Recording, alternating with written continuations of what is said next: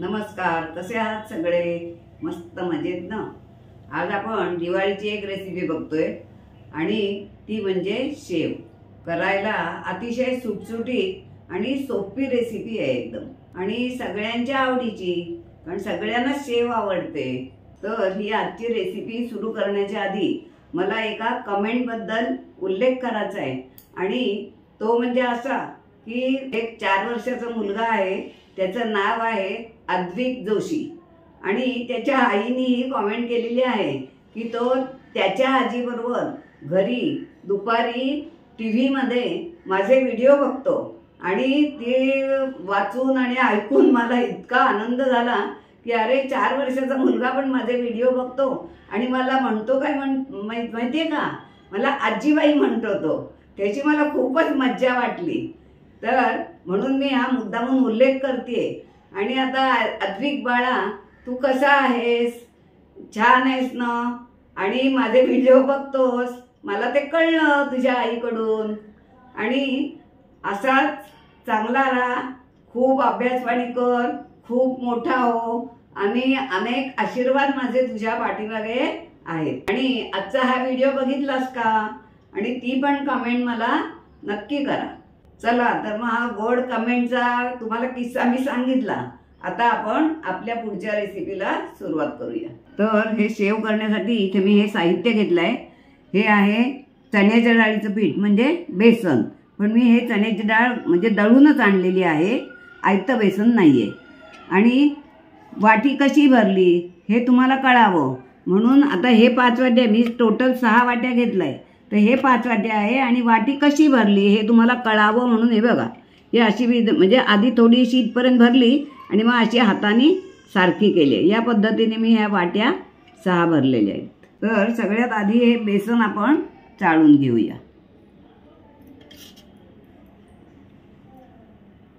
हे बेसन मी बारीकच दळून आणलेलं आहे, पण तरी मी हे चाळून घेते, कारण चाळून घेतल्यामुळे काय, शेव हलकी होते चांगली. असं थोडं थोडं चाळणीत घालून हे बेसन मी चाळून घेते.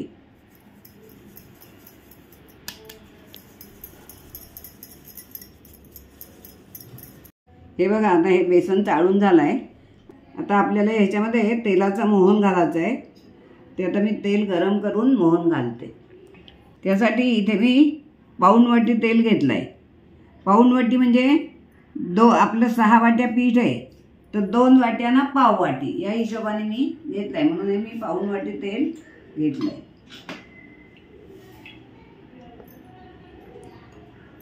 ते आता मी गरम करते.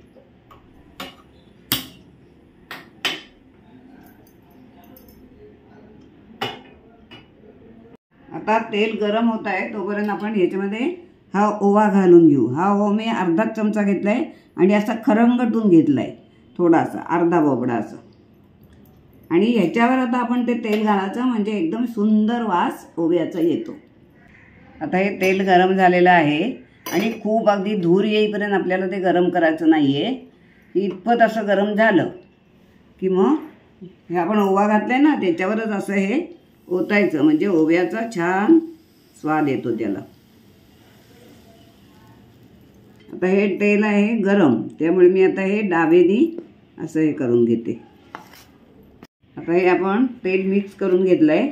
आता आपण यामध्ये ही थोडीशी हळद आहे, खूप घालायची नाही हळद, अगदी थोडी घालायची. आणि हे मीठ,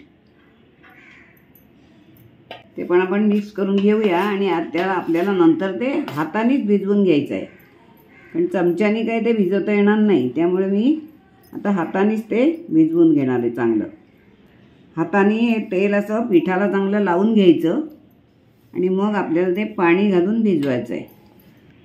असं केल्यामुळे शेव आपली एकदम खुसखुशीत होते, आणि एवढं करून तेलकट होत नाही. आता हे कालवून झालेलं आहे, आणि आता मी हे पाण्याने भिजवणार आहे. पण ते आता पाणी मी आता वाटीने मोजून घेते, म्हणजे आपल्याला किती पाणी लागलं हे कळेल.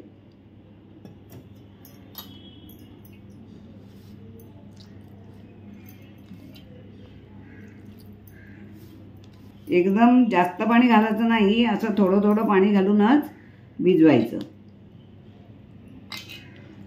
कारण बेसनाला पाणी फार लागत नाही भिजवण्यासाठी, म्हणून असं थोडं थोडंच घालायचं. आता आपण 1 वाटी घातलं, आता ही मी दुसरी वाटी भरून घेते, म्हणजे ते तुम्हाला पण कळावं. कारण ॲक्च्युअल मी 3 वाट्या पाणी घेतलेलं आहे, पण आता किती लागतं प्रत्यक्षात हे तुम्हाला कळेल.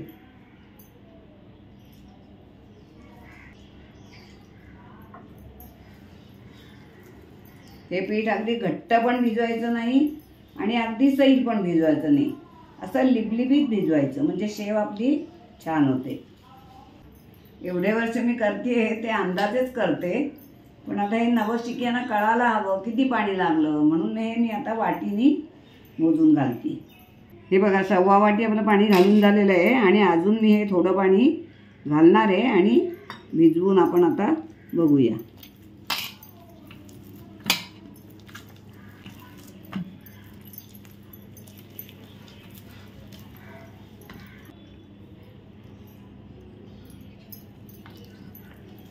हे बेसन असल्यामुळे भिजवताना असं चिकटच होतं आणि ते हातानेच आपल्याला भिजवावं लागतं, तरच ते चांगलं भिजवता येतं.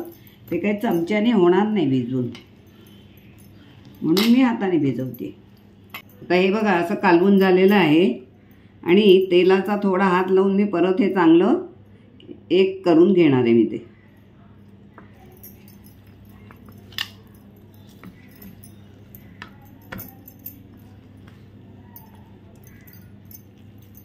असंच ते सैलसरच भिजवावं लागतं, तरच शेव चांगली पडते. हां, आता हे इतपत भिजवायला पाणी किती लागलं हे बघा. आपण 2 वाट्या पाणी घेतलं होतं, त्यातलं एवढं पाणी हे उरलं आहे, म्हणजे आपल्याला 1.25 वाट्या पाणी लागलं. आणि ही वाटी मी तेलाचीच वापरली आहे, म्हणून त्याला तो तसा तवंग तेलाचा दिसतोय. आता आपण सोऱ्या भरायला घेऊया.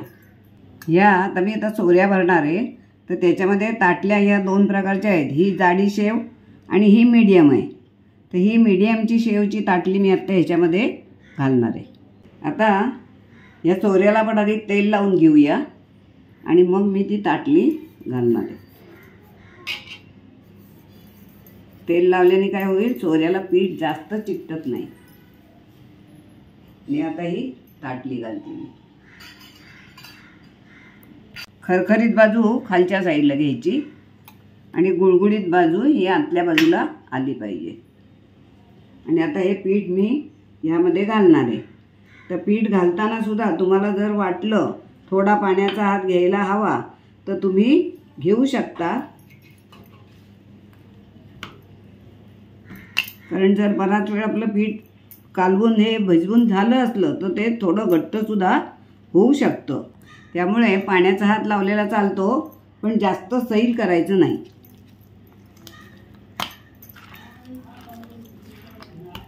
म्हणजे सोऱ्यात आपल्याला भरायला बरं पडतं. हे बघा असं आता सोऱ्यात भरायचं.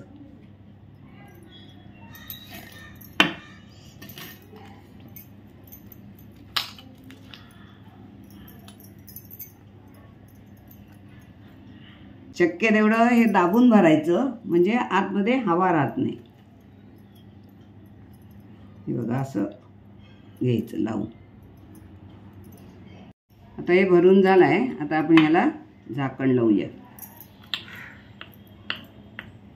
आणि सोऱ्या भरताना शक्यतो त्याच्यात हवा राहणार नाही याची काळजी घ्यायची, कारण आपण शेव डायरेक्ट पाडतो की नाही गॅसवर कढई ठेवून, त्यामुळे एकावेळे फटकन असा आवाज येतो आतमध्ये, हवा जर राहिली असली तर, आणि आपल्याला गावराला होतं. आता तेल चांगलं तापलेलं आहे. आता मी गॅस हा बारीक करते, कारण आपल्याला डायरेक्ट तेलात ही शेव पाडायची. आणि जर आपण गॅस मोठा ठेवला तर आपल्या हाताला त्याची आहाळ लागेल तेलाची, म्हणून गॅस आधी बारीक करायचा आणि मग शेव पाडायला घ्यायचं.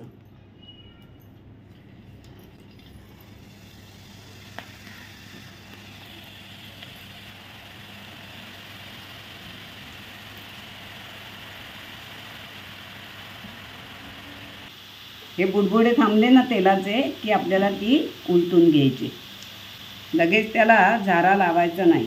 आणि आपण गॅस आत्ता बारीकच ठेवलेला आहे, कारण शेव ही मंद गॅसवरच तळावी लागते. मोठा गॅस ठेवून चालत नाही, आणि नाहीतर ती पटकन लाल होईल. आता बुडबुडे कमी झालेत. आता हलक्या हाताने आपण ती अशी उलटी करून घेऊया.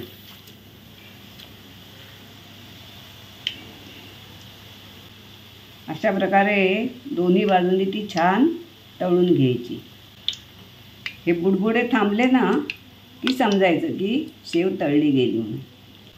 हलक्या हाताने अशी झाऱ्याने प्रेस करायची थोडी, म्हणजे अगदीच वर राहते की नाही ती तेलाच्या, थोडी तळाला त्याला चांगली मदत होते. हे बघा बुडबुडे कमी झाले. आता मी एकदा ही परत उलटून घेते आणि मग आपण ती काढूया. आता रंग परफेक्ट आलेला आहे. आता आपण ती काढून घेऊया. अशी निथळून काढायची, म्हणजे त्याच्याबरोबर तेल जास्त येत नाही.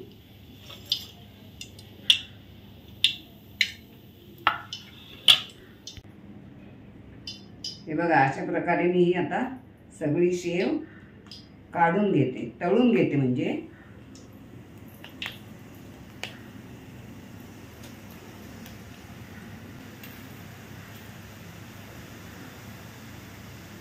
ही बघा अशा प्रकारे ही शेव आपली आता तयार आहे. आता मी तुम्हाला थोडीशी तोडून दाखवते कशी झाली आहे. ही बघा छान कुरकुरीत आणि खुसखुशीत होते.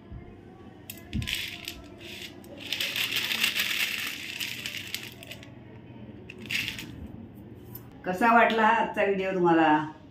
जर आवडला असेल तर लाईक आणि शेअर नक्की करा. आपण पुन्हा एकदा भेटूया अशाच एका छानशा व्हिडिओमध्ये. तोपर्यंत मस्त रहा आणि विशेष म्हणजे आनंदी रहा.